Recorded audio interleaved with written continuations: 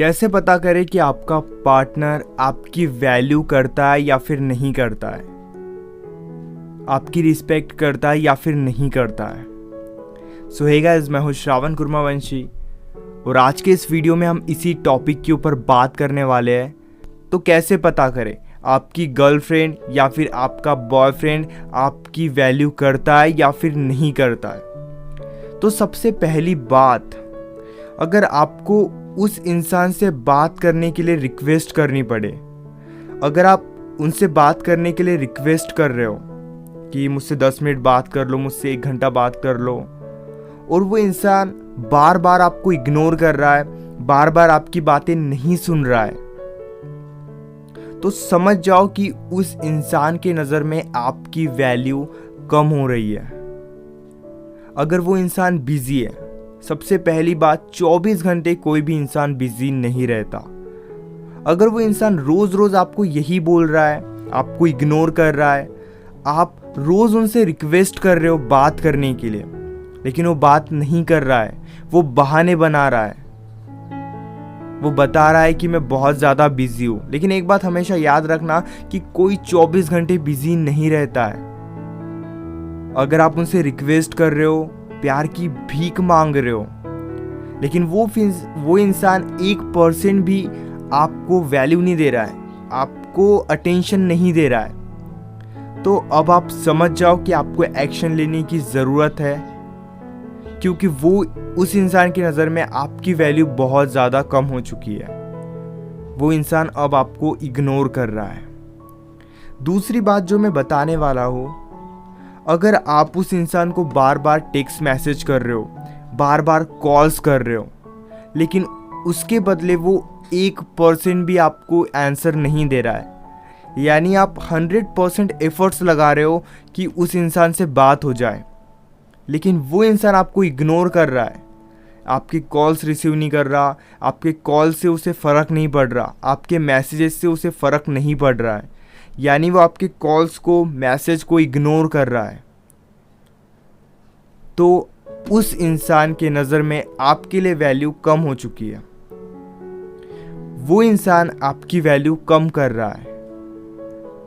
अगर आप उन्हें कॉल्स कर रहे हो, अगर आप उनसे माफ़ी मांग रहे हो, लेकिन फिर भी उस इंसान को कोई फ़र्क नहीं पड़ रहा है, आपके इतने कॉल्स देखकर भी, इतने मैसेजेस देखकर भी, तो उस इंसान के नज़र में आपके लिए वैल्यू कम हो चुकी है, इस रिलेशनशिप की वैल्यू कम हो चुकी है, रिस्पेक्ट कम हो चुकी है। अब वो इंसान आपको इतनी अटेंशन नहीं दे रहा है जितनी वो पहले दे रहा था। तीसरी बात जो मैं बताने वाला हूँ, वो ध्यान से सुनना और समझने की कोशिश करना। अगर छोटी छोटी फाइट्स के वजह से